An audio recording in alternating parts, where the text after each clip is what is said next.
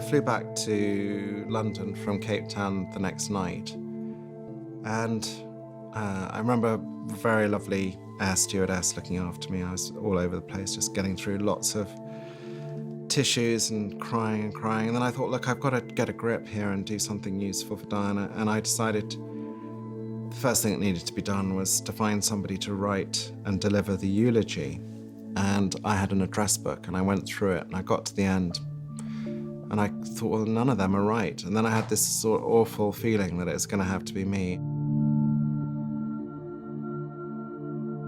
I was putting it off for a couple of days, and then I woke up very, very early on the Wednesday morning between the death and the funeral, and I just sat down and wrote it, and it took about an hour and a half, and just came pouring out, really. Actually, it's interesting. Sounds rather sort of bizarre, but I did go to Diana's coffin the day after I'd written it, and I read it to her in there, and I did sort of feel a sort of positive energy come through, that somehow she approved of what I was going to say.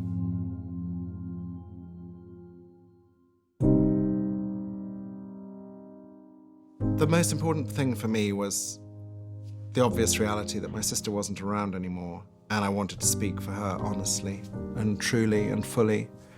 And that was it, really. That's all I tried to do. And it felt right after I'd written it, you know. I wasn't trying to attack anyone else.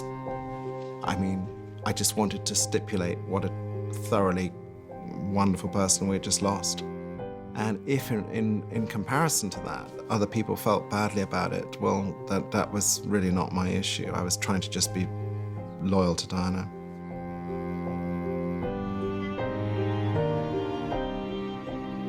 Obviously, nobody wants to speak at their sibling's funeral, especially when so young.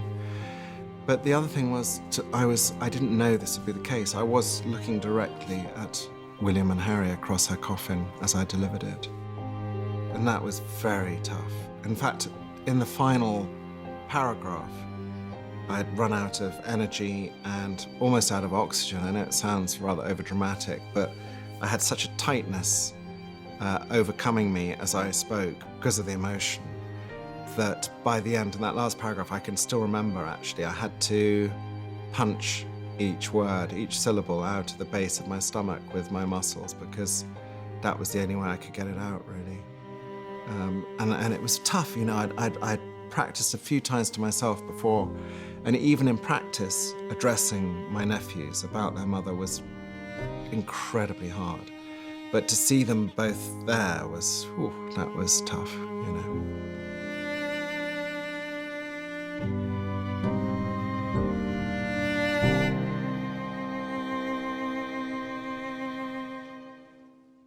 By far the hardest part of that day was not delivering my speech, but it was walking behind my sister's coffin with her sons.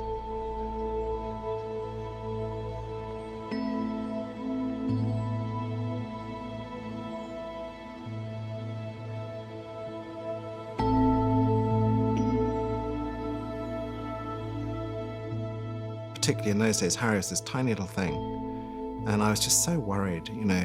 What a trauma for a little chap to walk behind his mum's body. It's just awful. And actually, I tried to stop that happening, to be honest.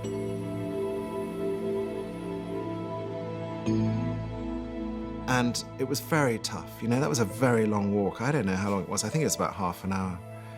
And it was traumatizing because you couldn't look left or right. You were walking through a tunnel of grief.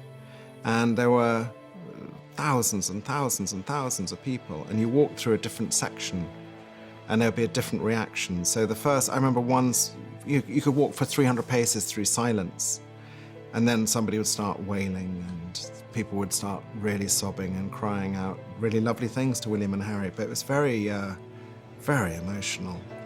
And I just thought, goodness, I hope they can get through this, you know. And I was amazed they did so well. I mean, really incredible.